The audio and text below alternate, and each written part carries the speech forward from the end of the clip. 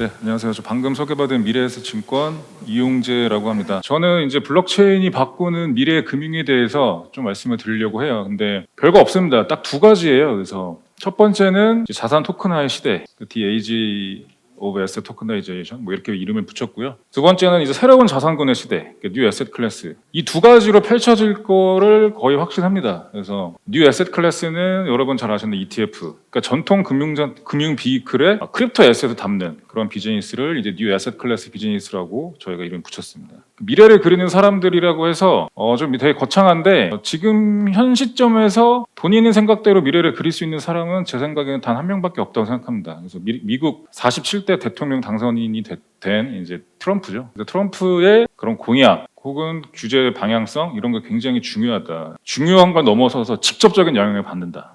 한국 크립토 씬이 그렇게 보시면 될 것 같아서 저는 저를 포함해서 저희 팀에 한 2명, 3명, 두세 명 같이 해서 지금 한 대선 미국 대선을 한 세 달 동안 팔로우를 했던 것 같아요. 그러니까 좀 과장 좀 더 못해서 대선을 팔로우했던 사람들 중에서 가장 열심히 한 것 같아요. 그래서 트럼프가 어떤 얘기를 했는지, 새벽에 나와서 뭔 얘기했고, 해리스가 새벽에 나와서 어둠에처럼 어떤 인터뷰를 했는지, 뭐 이런 것들 다 거의 하나도 안 빼고 다 봤던 것 같아요. 그러면서 미국에 대해서 다시 알게 됐고, 미국의 역사, 정치 역사, 뭐 이런 다양한 것들, 지금 사회 문제가 뭔지, 미국 시민들은 도대체 어떤 거에 중점을 두고 지금 사회 현상을 보는 것들을 굉장히 많이 알게 됐습니다.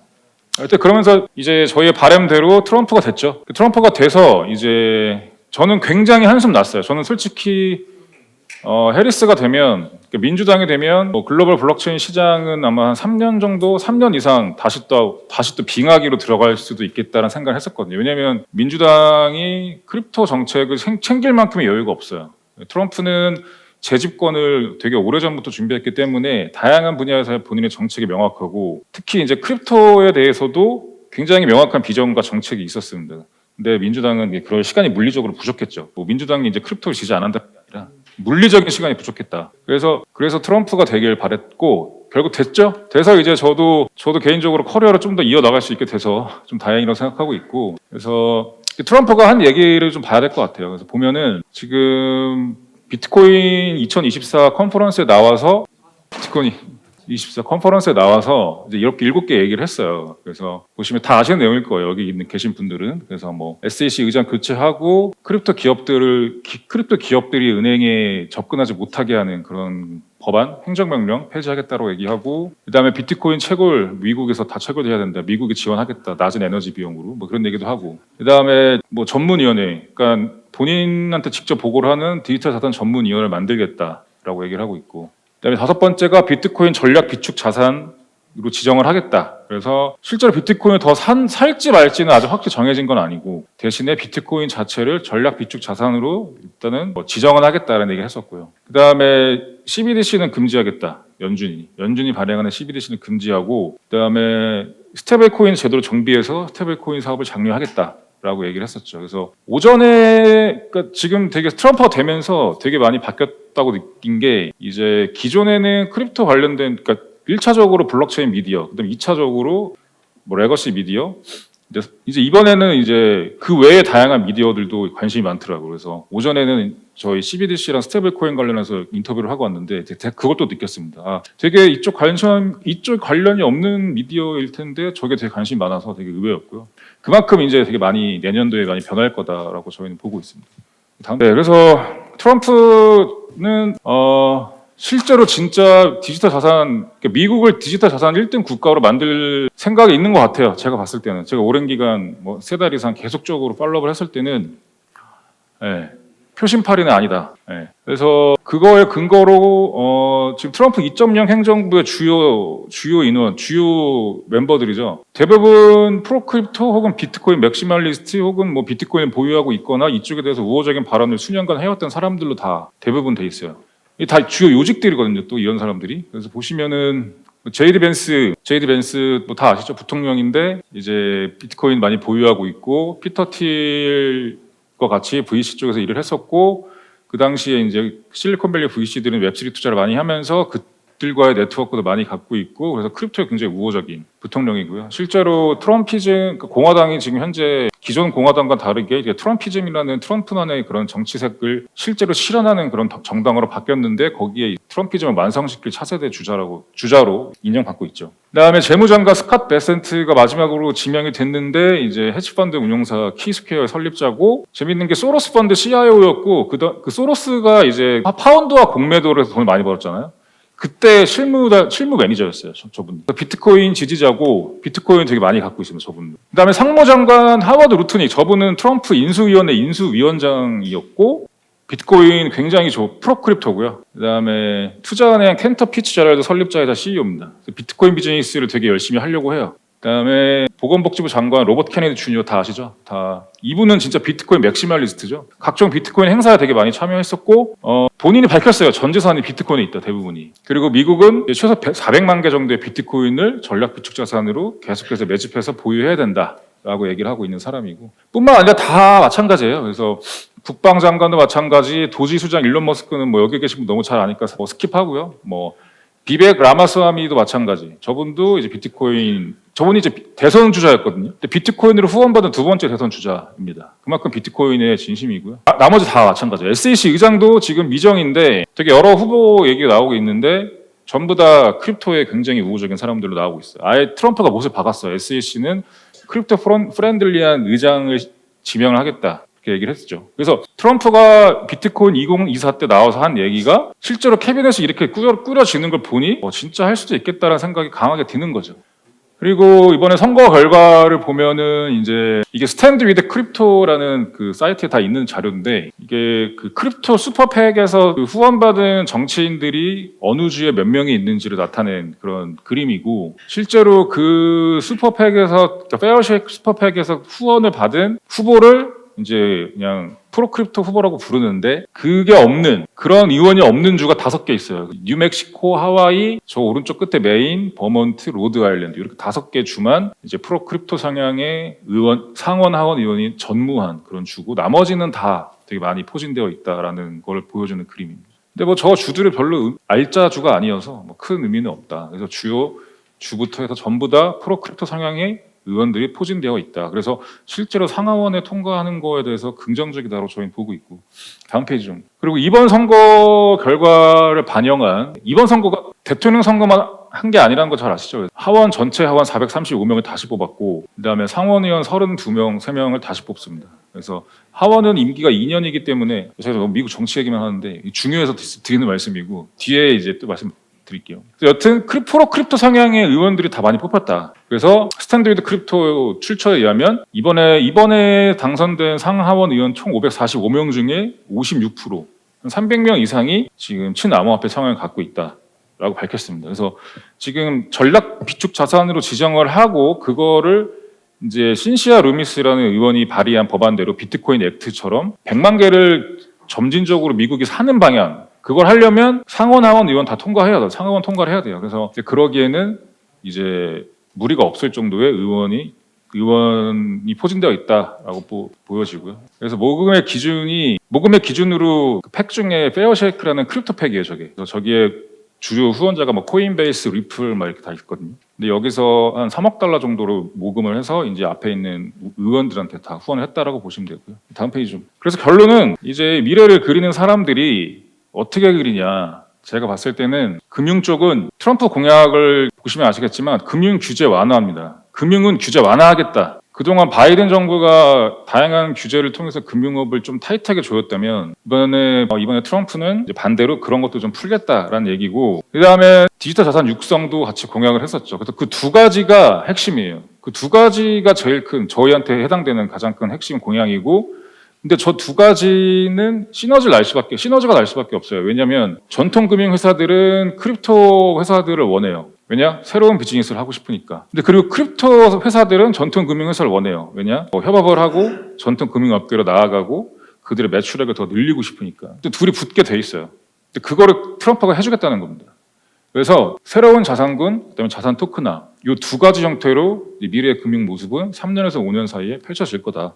라고 보여집니다. 이 내용을 좀 간단히 말씀드릴게요. 다음 페이지. 그래서 지금 금융의 미래를 몸소 실천하고 있고 저희가 계속해서 벤치마크하고 있는 회사가 블랙락이라고 보시면 되고, 블랙락은 세계 최대 자산운용사고 이들이 실제로 금융산업의 미래를 그리고 있고 그릴 능력이 되고 굉장히 트렌드에 민감합니다.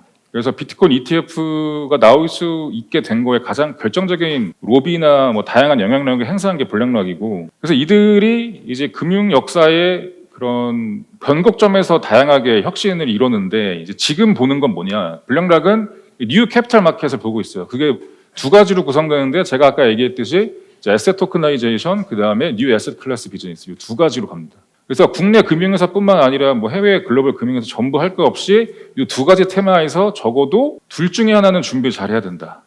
라는 게 제 핵심 메시지고요. 그래서 블랙락은 지금 이제 에셋 토크나이제이션 테마에서는 본인들의 MMF 펀드를 이더리움 블록체인 위에서 토크나해서 판매를 하고 있고요. 그 다음에 뉴 에셋 클래스 비즈니스는 비트코인 ETF, 그다음에 이더리움 ETF를 출시해서 지금 판매를 하고 있죠. 그래서 트럼프가 됐기 때문에 이 두 테마는 더욱더 가속화될 것 같고, 실제로 저는 개인적으로 예상하기로는 뉴 에셋 클래스에서 미국에서 별 문제 없이 만들어진 그런 코인들에 대해서는, 또 시가총액이 크고 유동성이 풍부한 코인에 대해서는 이제 ETF가 나오는 거에 큰 장애물은 없을 것 같다라는 개인적인 생각입니다. 그래서 이런 것들도 투자 시 활용할 수 있을 것 같아요. 그래서 다음 ETF가 뭐가 될지에 대해서 고민하면서 투자하는 것도 좀 큰 도움이 될 것 같다라고 생각을 하고요.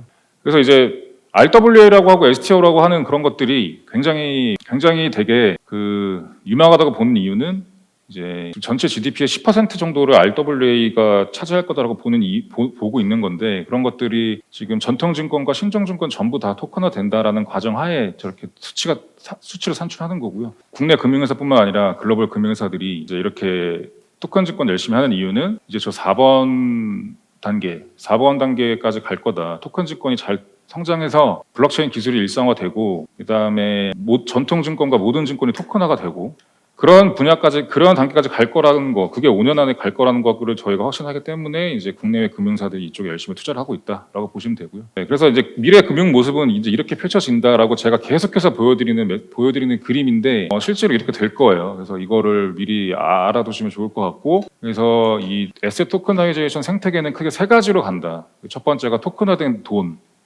그래서 여기에는 CBDC가 있고, CBDC를 담보로 한 다양한 민간 스테이블 코인들이 나올 거다. 그 스테이블 코인들은 일상생활 다양한 서비스를 활용하는 데 이용이 될 거고, 그 중에 가장 큰 게 토큰화된 파이낸스 시장에서 금융 상품을 소비하는 데 쓰이게 될 겁니다. 그래서 CBDC와 CBDC를 랩핑한 민간 스테이블 코인과 토큰 증권은 무조건 1차적으로 연결이 될 거고, 이걸 염두에 두고 지금 현재 한국은행, BIS, 다양한 증권사들, 은행 다 염두에 두고 개발을 하고 있다라고 보시면 되고, 그리고 마지막으로 이제 저렇게 금융산업에 쓰이게 되면 당연히 다양한 인더스트리에도 쓰이게 되겠죠. 그래서 블록체인이 점점 더 활성화되면 다양한 회사들이 웹3를 기반으로 다양한 어플리케이션을 만들 거고, 거기에 또 쓰이게 될 겁니다. 그래서 토큰화된 돈, 토큰화된 금융, 토큰화된 지급결제 시장, 이 세 가지가 미래의 금융이다라고 제가 작년부터 계속해서 말씀드리고 있고, 실제로 이렇게 될 거라고 저는 확신하고 있고요. 그러니까 ETF가 던지는 메시지가 여러 개가 있어요. 그 중에 이제 간략하게 6개만 좀 짚고 넘어가면, 그러니까 ETF가 새로운 자산군으로 비트코인이 이제 새로운 자산군이 됐다. 월가에서 ETF가 나올 만큼. 두 번째는 이제 ETF로 기관 투자자 유입이 시작됐다. 기관들은 ETF로 투자하는 게 편하거든요. 그래서 기관 투자자는 ETF를 통해서 유입이 되기 시작했고, ETF는 기초자산과 동반 성장하는 비이클이어서 이제 ETF에 올라가 있는 다양한 크립토 자산들은 ETF에 올라가 있다는 것 자체만으로도 굉장히 많이 커질 겁니다. 그런 것들. 그래서 네 번째는 이제 월가가 아까 얘기했잖아요. 금융의 미래 중에 두 번째 축 중에 하나다. 그래서 월가는 이 ETF 비즈니스를 굉장히 키울 거예요. 그래서 굉장히 많은 마케팅을 할 거고, ETF는 솔직히 마케팅 싸움이에요. 얼마나 효과적인 마케팅을 하고 얼마나 좋은 상품을 적시에 공급하느냐가 핵심인데, 이제 크립토 ETF들에 대한 대대적인 마케팅이 월가를 중심으로 이루어질 겁니다. 그다음에 당연히 이제 크립토 산업 활성화 되겠죠. 왜냐하면 여기에 들어가 있는 크립토 커스터디 회사, 크립토 PBS 같은 회사들 생겨날 거고, 이런 데들이 돈을 좀 벌게 될 겁니다. 그다음에 여섯 번째는 이제 약간 우려되는 현상인데, 그러니까 ETF가 지금 현재 나온 지가 1년도 안 됐는데 벌써 ETF 갖고 있는 보유량이 100만 개가 넘거든요. 근데 내년 되면 훨씬 더 크게 기하급수로 올라갈 것 같아요. 그래서 이렇게 되면은 이제 월가의 ETF들이 비트코인의 대부분을 갖게 되는 그런 현상이 나타날 수도 있고, 이 경우에는 기술적인 발전이나 그런 다양한 실제 내재적인 펀더멘탈적인 요인이 아니라 그 월가 ETF를 통해서 발생된 다양한 거래에서 나오는 그런 투기 현상 때문에 가격이 많이 좌우될 가능성이 높다라는 그런 우려가 하나 있긴 합니다. 다음 페이지. 그래서 마지막으로 이제 요 얘기 드릴게요. 그래서 지금 ETF에 관심 많으시고 지금 모든 금융사들이 ETF를 하고 싶어하고 자산운용사들도 당연히 하고 싶어하고 뭐 한국 거래소도 하고 싶어하고 다 하고 싶어하죠. 근데 왜 해야 되는지에 대해서 좀 살펴보면 일단 ETF는 이제 모두에게 이로운 해결책입니다. ETF가 되면 누구한테 이롭냐? 크게 네 가지 주체로 나눌 수 있는데 첫 번째는 이제 금융규제 당국한테도 좋아요. 왜냐? 지금 금융규제 당국은 더 이상 크립토 법인 투자 허용이라든지 뭐 ETF 투자라든지 ETF 발행이라든지 이런 것들을 굉장히 명확하지 않은 논리로 무작정 막기는 애매합니다. 이제는 그러니까 모든 국가가 다 막았으면 금융위도 뭐 별 논리 없이 막을 수 있거든요, 그냥. 근데 지금 금융 선진국들은 다 빗장을 열고 있고 지금 그 중에서 미국이 치고 나가겠다고 하고 있는 상황에서 지금 현재 정책으로 나가기는 어려워요. 그래서 여튼 글로벌 트렌드에 부합하는 정책을 해야 되는데 그러려면 법인 투자를 허용해 줘야겠죠. 근데 거래소들한테 직접적으로 법인 계좌를 뚫어서 뭐 거래소가 뭐 은행을 통하긴 한다고 하지만 또 그런 법인 거래에 대한 KYC를 잘 할 수 있냐? 이것도 좀 애매하고요. 여튼 할 수는 있겠지만 제일 좋은 거는 법인들은 무조건 ETF 투자하는 게 제일 좋아요. 그래서 법인 투자를 ETF로 돌리는 것도 굉장히 좋은 방법이다. 금융당국 입장에서는. 물론 법인 계좌 열어서 직접 투자도 하게 해주고 근데 직접 투자를 하게 해줘도 기관들은 좀 큰 기관들은 대부분 ETF를 할 겁니다. 그래서 이제 그런 글로벌 트렌드, 그러니까 법인 시장이 열려 있는 그런 글로벌 트렌드에 맞는 정책을 수립하기에도 ETF는 투자자 보호가 잘 되는 굉장히 써먹을 수 있는 비클이다라고 해서 좋고요. 두 번째는 금융기관 당연히 좋죠. 금융기관 새로운 비즈니스 할 수 있으니까 좋고 세 번째는 가상자산 사업자들도 좋아요. 지금 보시면 가상자산 수탁회사들은 ETF가 무조건 돼야 돼요. 그러니까 가상자산 수탁사들은 클라이언트로 비트코인 ETF 운용사를 잡냐 못 잡느냐가 그들의 사업의 성패를 가릴 겁니다. 그래서 가상자산 수탁사들 당연히 좋죠. 왜냐면 진짜 기관들이 들어오니까. 두 번째는 가상자산 프라임 브로커라고 제가 그냥 이름 붙였는데 ETF 운용사들을 대신해서 비트코인을 매매해주는 회사들이 많이 생겨날 겁니다. 해외에는 이런 회사도 되게 많고 되게 커요. 근데 국내는 없어요. 그래서 국내는 이제 ETF가 되면 이제 이런 회사들이 생겨나고 또 새로운 시장이 열리지 않을까 보고 있고요. 가상자산 거래소도 좋아요. 거래소는 가상자산 거래소 같은 경우는 ETF에서 나오는 그런 매매의 대부분을 가상자산 거래소에서 할 거예요. 업비트, 빗썸, 코인원 같은 거래소에서. 왜냐하면 여기가 유동성이 제일 많기 때문에. 실제로 미국 ETF의 대부분이 한 60%가 코인베이스에서 거래가 이루어져요. 그래서 코인베이스를 까보면 매출의 40%는 리테일에서 나와요. 근데 매출의 10%는 기관에서 나와요. ETF발 그런 기관 거래. 근데 거래량은 기관이 훨씬 많아요. 그래서 그런 상황입니다. 그래서 거래소도 비즈니스를 잘해야 돼요. 리테일도 해야 되고 법인도 해야 돼요. 근데 단순 법인 계좌 뚫는 거 그거는 제가 봤을 때는 그거 기다리는 거는 단순히 그걸 기다리고 있다? 그거는 제가 봤을 때 좋은 전략은 아닌 것 같고 실제로 전통 금융에 흡수되면서 뉴 에셋 클래스 비즈니스에서 거래소가 어떤 경쟁력을 갖고 어떤 파트너들과 함께 해야 되는지를 지금 정해서 미리 논의하는 게 되게 중요하다라고 보고 있습니다. 그다음에 투자자는 당연히 좋죠. 그러니까 지금 이제 1분만 더 얘기할게요. 그래서 투자자는 이런 분들 있어요. 나는 업비트에서 비트코인 잘 사는데 내가 왜 보수 내면서 ETF를 왜 사? 라고 생각하시는 분들이 있는데 아니에요. 그러니까 비트코인을 직접 매매하고 있지만 ETF를 살 니즈가 되게 많아요. 왜냐하면 이런 거죠. 비트코인과 이더리움 같은 다양한 암호화폐를 활용해서 전략을 세우시는 분들도 있겠지만 그 전략에 탑재된 ETF가 나올 가능성이 높아요. 그럼 그거를 그냥 사면 되는 거예요. 편하게. 나 대신에 운용사가 전략을 짜주고 나는 거기에 대한 보수를 조금 내고 ETF를 사는 겁니다. 그런 것도 되고 그다음에 내가 나의 개인연금 계좌, 퇴직연금 계좌에서도 ETF를 사고 싶은 니즈가 있죠. 그다음에 지금 50대 이상의 분들 중에서 아직까지 거래소 이용 못 하시는 분 되게 많아요. 아직까지. 그래서 그분들도 본인들이 매일매일 사용하고 있는 그런 전통 금융권의 MTS나 이런 데서 손쉽게 ETF를 매매할 수 있으면 이 길을 선택하겠죠. 그래서 개인들한테도 ETF는 굉장히 필요하다라고 볼 수 있습니다.